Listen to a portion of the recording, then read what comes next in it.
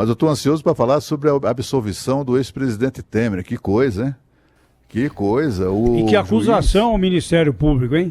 Pois é, o juiz acusou frontalmente o Ministério Público de haver adulterado a prova. Agora, tinha uma perícia da Polícia Federal na época, não tinha, Cláudio? Atestando a não edição. Tinham 200 cortes, 200 pontos de corte na gravação feita pelo Joesley Batista.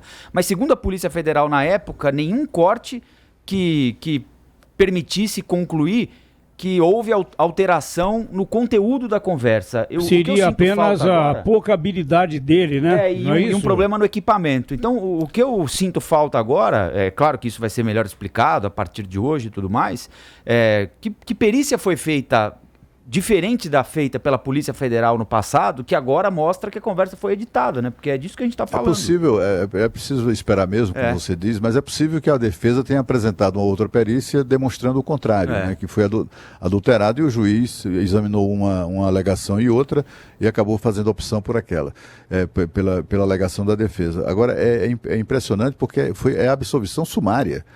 Na conversa, segundo o juiz, não há nenhum indício de crime, não há o cometimento de qualquer indício de crime. E ainda é mais inquietante a gente, lendo essa sentença, né, a gente se lembrar que o presidente da República quase perdeu o cargo, quase perdeu o poder, em razão de uma denúncia que, na verdade, não era bem assim, né? E o juiz... o grave ali foi ele ter recebido, né, o Cláudio?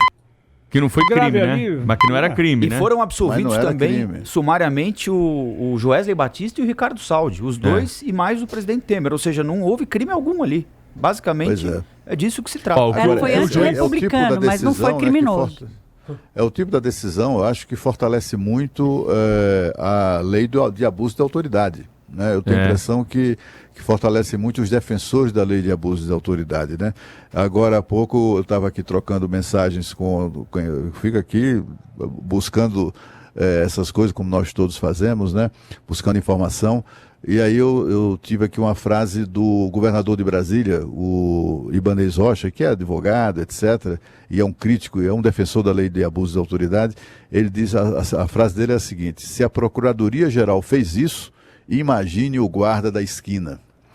Ele se refere àquela frase célebre do vice-presidente da República, do general Costa e Silva, né, o Pedro Aleixo, na solenidade de assinatura do AI-5, quando ele foi o único a se posicionar contrário ao AI-5, e o Gami Silva, que era o ministro da Justiça, disse, mas que tentou constranger o vice-presidente Pedro Aleixo, dizendo, mas Vossa Excelência está duvidando da capacidade de discernimento do presidente da República, e o Pedro Aleixo então respondeu, não, no presidente eu confio, eu não confio no guarda da esquina, exatamente quando se discutia o caráter discricionário do AI-5, né? E é exatamente isso, a gente fica imaginando se isso é fato, se de fato houve adulteração de provas, né, contra um presidente da República, imagina o Zé Mané. O que o juiz considerou aqui, ele considerou a prova frágil, né, apresentada na denúncia, destacando que o laudo pericial do áudio, que apontou interrupções, ruídos e falas que não podem ser confirmadas, suprimindo também alguns trechos que impediram compreender o sentido completo da conversa. É isso que o juiz explica aqui na sua sentença, para absolver o ex-presidente Michel Temer e encerrar, arquivar essa acusação do Ministério Público. Mas é de primeira instância. Mas isso que falou, né, Rafael, sobre perícia, houve uma perícia na época. Da Polícia Federal. Exato. Se há duas perícias...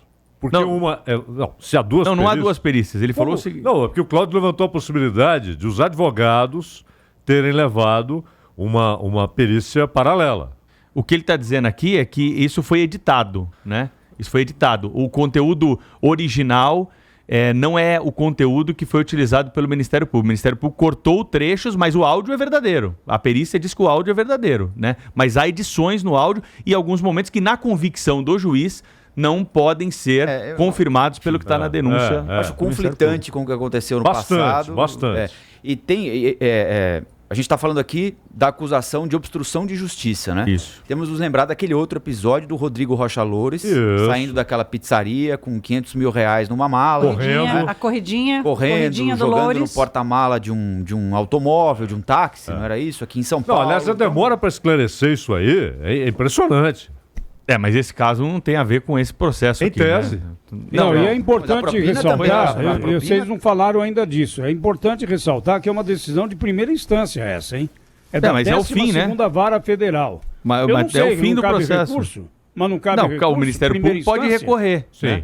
O Ministério Público pode recorrer. Contra a decisão do juiz. Contra a decisão do arquivamento. Mas o processo, se não houver recurso, acabou aí, né?